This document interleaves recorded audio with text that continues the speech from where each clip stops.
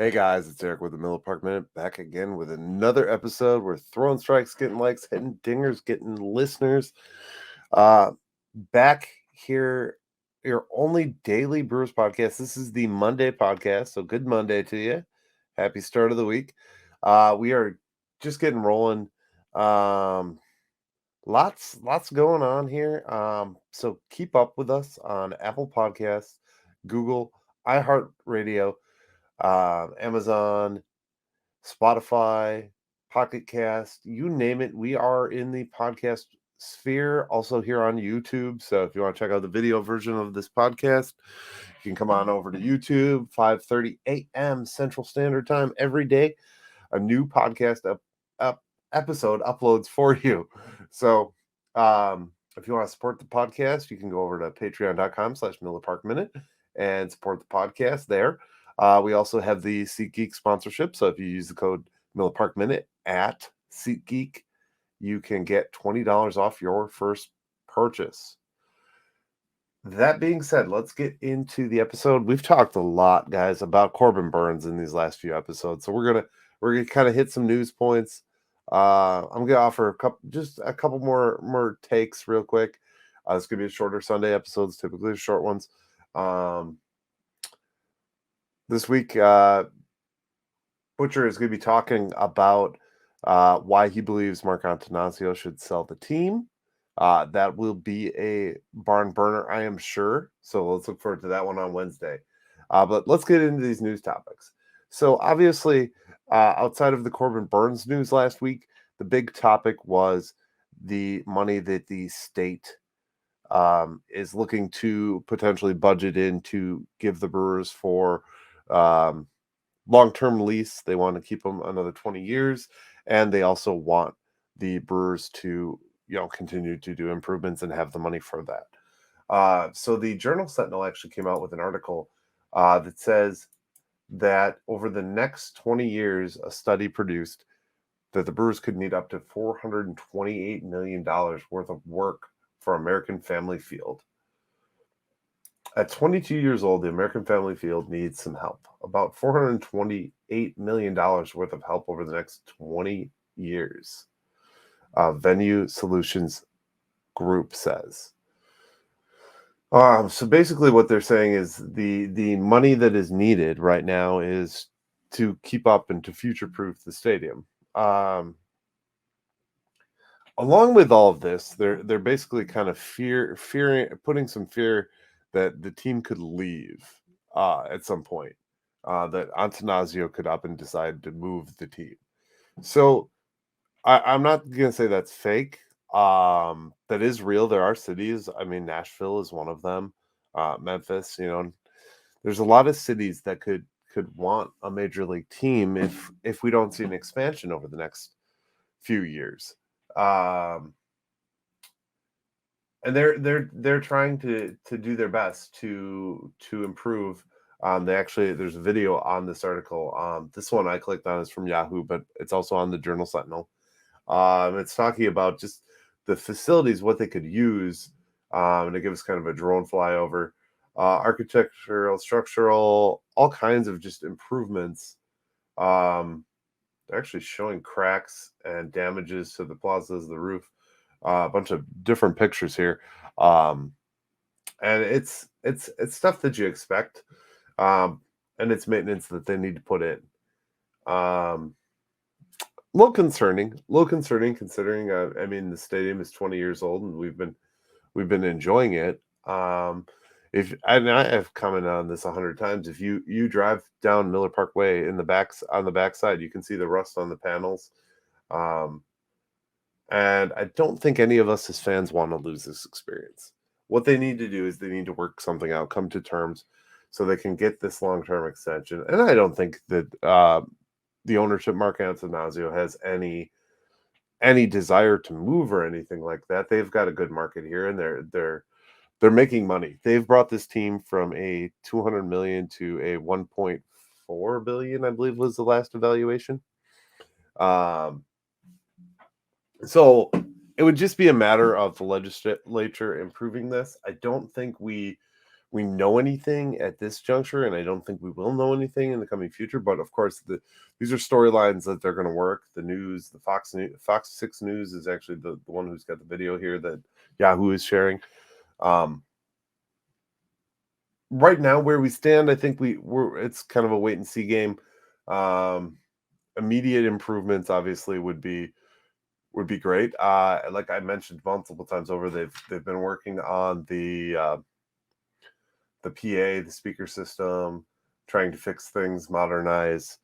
That's all normal. That's all part of the process, and that's growing pains. I think every stadium goes through this. We just don't see every stadium because we're not in those local markets. So where we stand right now, I think we wait and see how this thing turns out. I mean, the Brewers make money. There's no doubt that the Brewers make money. It's not that they're losing money. You don't go from a $200 million purchase to a 1.4 valuation multiple years later and it be an issue. So I don't think we're in too much danger as of yet. If this thing does become uglier, yeah, then we'll have to talk about it and we'll have to work it out. But right now they're coming up with stories, and I think that's the gist of it. I think that's the majority of what's going on. Is there, this is in the news. Governor Evers brought it up in his budget, so we're going to hear about it. That's about all I got on that. I mean, right now it's all stories. They're cooking up things because baseball is the relevant topic. So another Journal Sentinel article by our good friend Todd Rosiak. After being traded in the Christian Yelich deal, Monte Harris is back with the Brewers and couldn't be happier. So Monte Harris was one of the players that we traded. Coming full circle, a couple of years later, from 2018 to 2023, he is now come back. He got basically a minor league deal, big league invite. So he gets time to work. In his time, he hasn't really done anything impressive. That's why he is kind of been back. He's spent a little time in the majors. We actually talked about this in previous episodes, so I'm not going to go too far on that, but they do feature an interview with him. If it's something you are interested in seeing, feel free to go over to the Journal Sentinel and read that. And then the other big thing is they're cooking. And J.R. Radcliffe wrote an article in the Journal Sentinel as well that they're cooking up if the Brewers would actually leave. In no way do I think this is a thing. I think this is a story for the sake of having a story. Just like the Burns thing was just a story for the sake of having a story. They happened to be able to get a soundbite out of Burns, and that's what happened there. That's all there was to that. Is they got some good sound bites to use and to make a story. Nothing more than that. It's of course letting the internet up, even including this channel. And I'm going to talk about what's current, what's in the news. So when I say that like that's when I talk about that topic, it's because it's in the news, and I give my spin and my take. If you listen to the live stream on Saturday night, I actually talked to people live and answered questions. And some of the questions that I answered were exactly that. Well, why don't you stand on Burns' side? And why did you say Burns is unprofessional? Well, if you go to those videos, I explain in good detail that it's a matter of this was a known fact. This was known that this was going to happen. That was going to come down to the arbiter, and it was going to come down to a decision. Burns spoke out after the fact. He went outside of the channel that he was supposed to try and solve this in, and he lost. That kind of is what it is.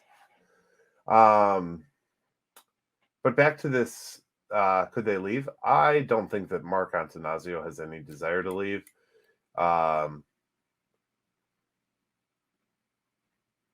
They're just talking. Excuse me. They're just talking through the process of who's left places and where. Montreal Expos, that kind of thing.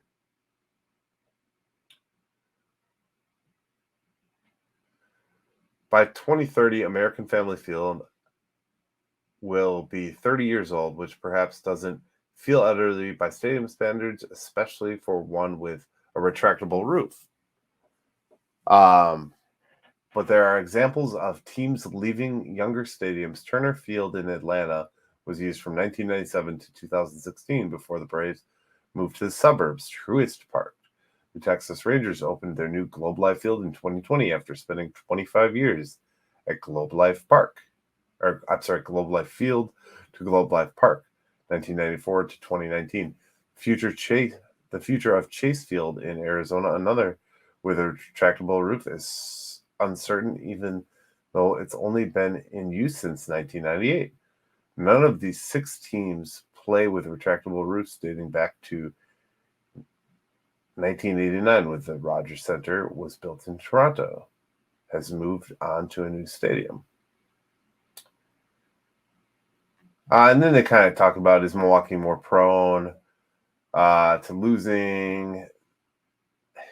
And again, I'm going to say this, and I really think this is because of the fact that there's story and that the budget was brought up and locking the team up for a long-term deal was brought up. I don't think that we are in any danger here, guys. I don't think this is a big worry.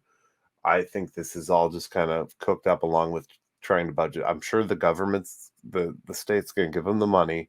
You look, this has happened with Bucks, Packers, you name it, it's happened. I mean, it's a part of the game. It's a part of what we're doing here. So that's to be expected. Then the other news that we've got going today is former Brewer Seth McClung thrilled with dunk champion nephew. So the NBA All-Star Weekend was this weekend, and Seth McClung's nephew participated and was the slam dunk champion. So, I mean, I apologize. That's kind of part of this. That's all part. It's just, things happen. You see these old guys pop up in stories. Seth McClung is actually very active on just about all forms of social media. Twitter. I know he's in a couple Facebook groups. I think I might even have him as a friend on Facebook. But he's been hanging around, so he's kind of an interesting guy. Now, here's another one that I think you all should know about. I don't know if you guys subscribe to this. If you do, it's good news for all of us who subscribe. If you're not, this is really cool feature that's coming. So MILB, which is Minor League Baseball, is now going to be available on MLB.tv. Prior to this, you used to have a separate subscription. I believe, if I remember correctly, it's $20, separate subscription to watch all the minor league games. So now, if you want to watch some of our young prospects or young talent coming up, you can actually do it right on your MLB subscription, and it's pretty vast. I mean, you get access to just about everything. The yearly price is $149. It's $24.99 a month, which isn't any more than it was last year. And that also gives you access to the At-Bat, which is the app. You get all the audio,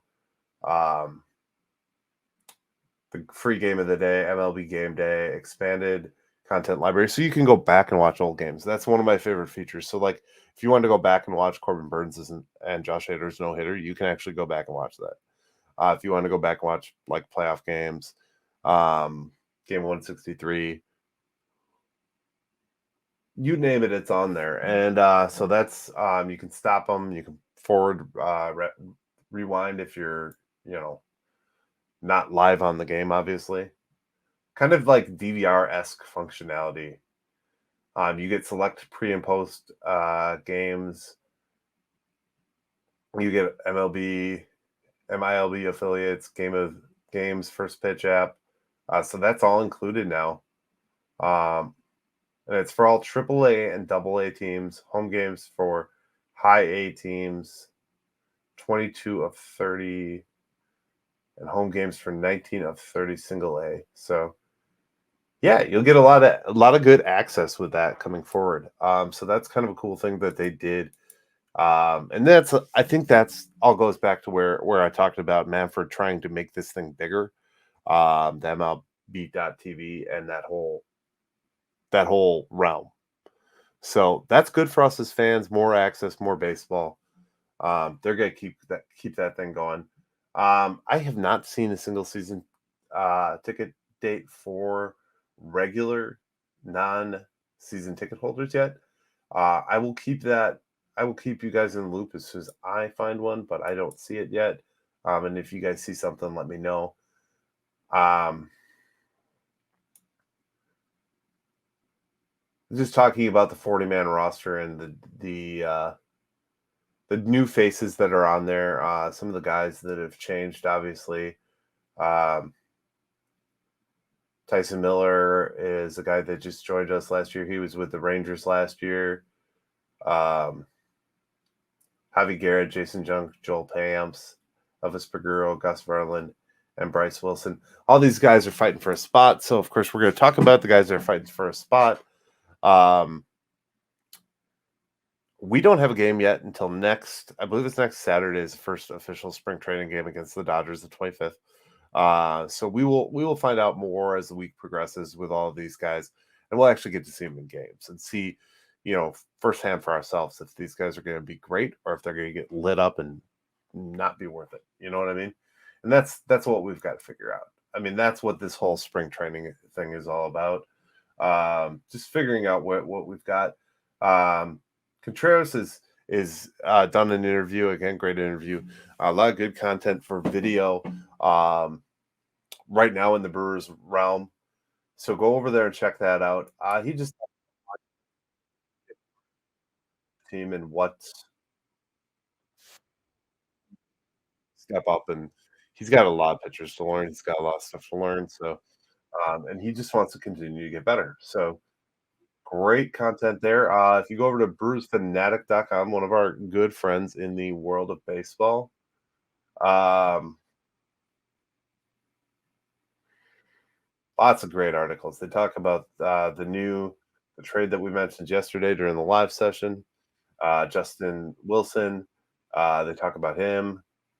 He's going to be more of a late season help, but he is definitely a help. There's a video actually, and I have not watched it. So, but there is a video over there by one of the video creators talking about Corbin Burns versus the Brewers. Good content. I'm going to have to digest that one and sit down with it. I'm just gonna say this. I'm gonna finish the episode with this.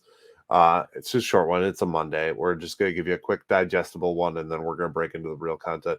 Maybe a special guest this week. We'll see how the week breaks down, how everything falls into place. I don't mention guests' names. Don't tell you who they are until I have them, and I have it recorded. So, guys, let's think about this Corbin Burns thing for a second. I know we're angry at the team. The team is cheap. I'm not debating that the team isn't cheap. I'm still saying we're doing okay. We have what we have. We got to this window where we are. Now, Mark Antanasio and David Stearns are responsible for us being here. For whatever reason, they stopped it only going so far. We're going to break that down more this week. We're going to talk more about why there was a stoppage point when we had made so much progress year over year continually and gotten to a certain point. But until then, just remember that this Corbin Burns thing is not cut and dry. It's not keep seeing little things on my shoulders. Maybe it's the video, who knows.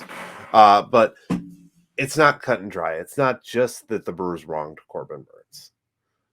Corbin Burns made a very stupid decision.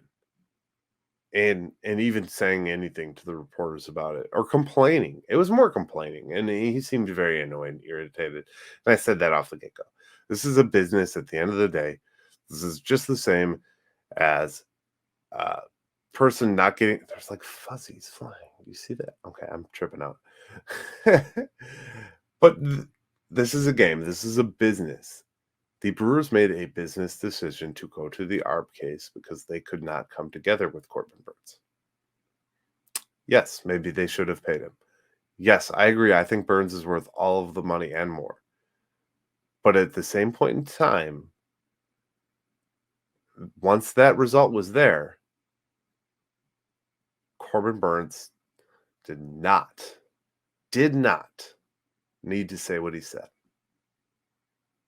Case in point. I don't want to beat this up too much. I'm not going to spend too much more time on it. I may do one more video, just air out all my thoughts and be done. But I thought I did that last night. I don't know. We're gonna be in Corbin Burns land for a while, apparently, all season. Whether he has good outings, bad outings, I feel this is gonna be the story, and this is gonna be what we're gonna talk about. And I guess that is what it is. But just know that there's two sides to every coin, guys. Let's get real. I'm not trying to fight with anybody. I'm just trying to point out the obvious, because a lot of people are saying, well, it's all the Brewers' fault. Well, no, yes, it can be the Brewers' fault, but they did what they had to do to win the case, and that's the bottom line. They won a case. Corbin Burns spoke after it and said some things he probably shouldn't have. So, guys, that's all I got for tonight. I mean, we're a week away from spring training baseball, which means we're even closer to the season. We're going to get to see our guys out on a field playing some ball. What a better time than that. I hope that we continue to have good times, keep talking, keep having conversations. If you guys want to join me, DM me on Twitter.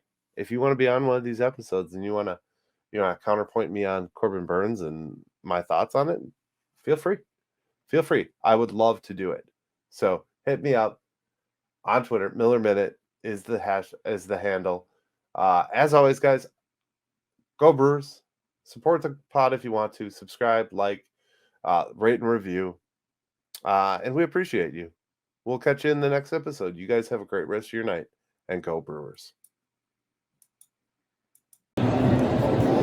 Thank you for watching the Miller Park Minute. Go Brewers.